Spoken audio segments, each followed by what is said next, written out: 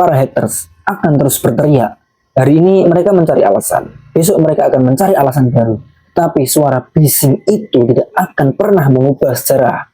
Ketika generasi mendatang membuka buku sejarah sepak bola, mereka akan menemukan nama Lionel Messi sebagai salah satu pemain terbesar sepanjang masa. Bukan karena banyak orang memujinya, melainkan karena apa yang dia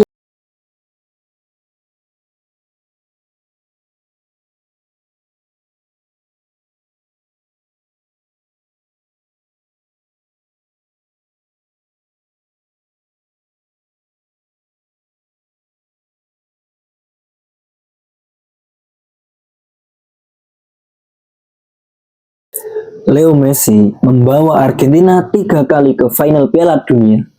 Dia gagal pada 2014, berhasil menjadi juara pada 2022, lalu kembali merasakan pahitnya kekalahan di final Piala Dunia 2026. Namun yang menarik bukan hanya hasil akhir, yang lebih menarik adalah reaksi sebagian orang. Saat Messi kalah, media sosial kembali dipenuhi komentar yang sama, anak FIFA, settingan, dan berbagai tuduhan lain yang bahkan tidak memiliki dasar.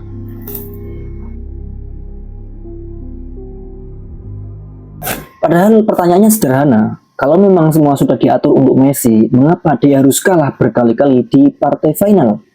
Mengapa dia harus menangis di Maracana tahun 2014? Mengapa dia harus gagal 2 kali beruntun di final Copa America hingga sempat mengumumkan pensiun dari timnas?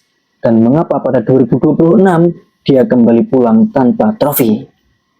Video ini bukan untuk mengatakan Messi adalah pemain yang sempurna, tapi untuk mengingatkan satu hal, Lionel Messi sudah tidak perlu membuktikan apapun lagi agar diakui sebagai legenda sepak bola.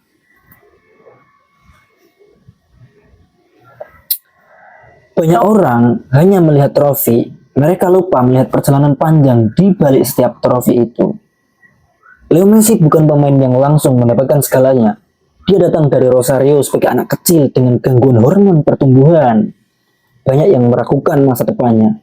Namun dengan kerja keras, bakat, dan pengorbanan keluarganya, dia mampu mengubah hidupnya. Di level klub, dia memenangkan hampir semua gelar bergengsi yang bisa dimenangkan. Liga domestik, Liga Champions, Piala Dunia antar klub, dan berbagai penghargaan individu. Dan yang terpenting, dia melakukannya bukan sebagai penumpang, melainkan sebagai pusat permainan tim.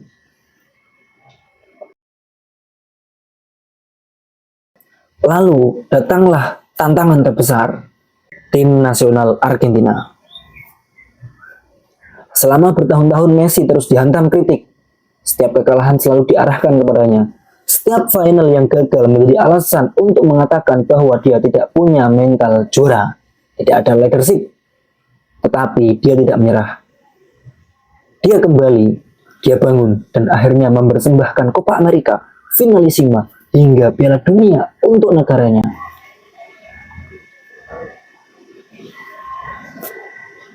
Berapa banyak pemain yang mampu bangun setelah dihancurkan kritik selama bertahun-tahun? Tidak banyak.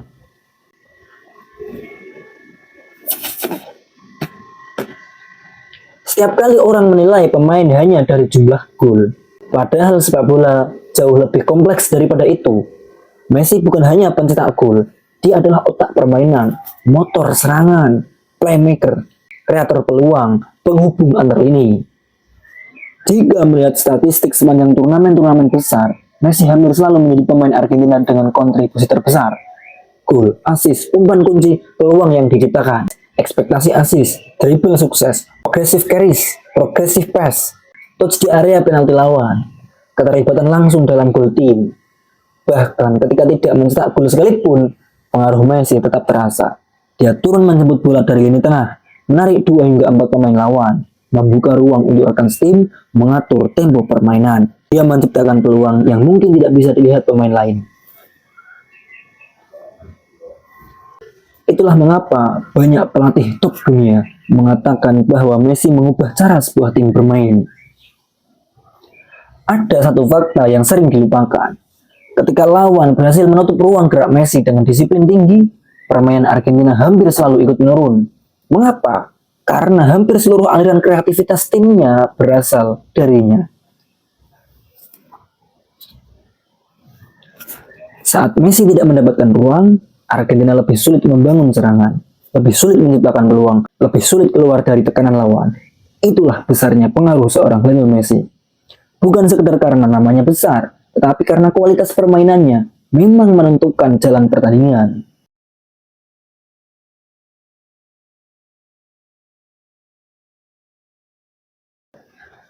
Sayangnya, di era media sosial selalu ada orang yang merasa lebih senang menghina daripada menghargai.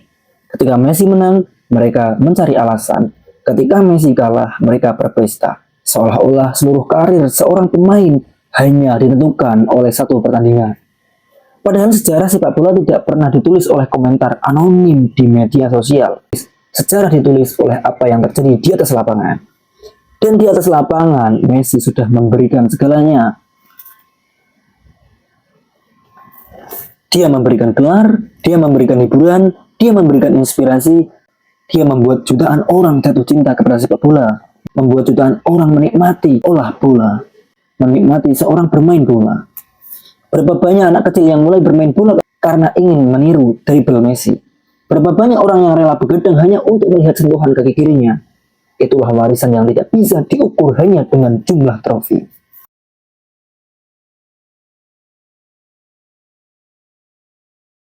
Kekalahan di final Piala Dunia 2026 tentu menyakitkan. Tidak ada pemain yang ingin kalah di partai terbesar. Tetapi satu kekalahan tidak akan menghapus puluhan tahun kehebatan. Begitu pula satu trofi tidak otomatis membuat seseorang menjadi legenda. Legenda dibangun oleh konsistensi, dedikasi, dan kemampuan menginspirasi jutaan orang selama bertahun-tahun. Messi sudah melakukan semuanya. Hampir seluruh gelar bergengsi. Dia sudah mengukir rekor yang luar biasa. Dia sudah memberikan kebahagiaan bagi Barcelona, Argentina, dan pecinta sepak bola di seluruh dunia. Dia sudah membuktikan dirinya berkali-kali. Karena itu, dia tidak lagi membutuhkan pengakuan dari orang-orang yang memang sejak awal memilih untuk membencinya.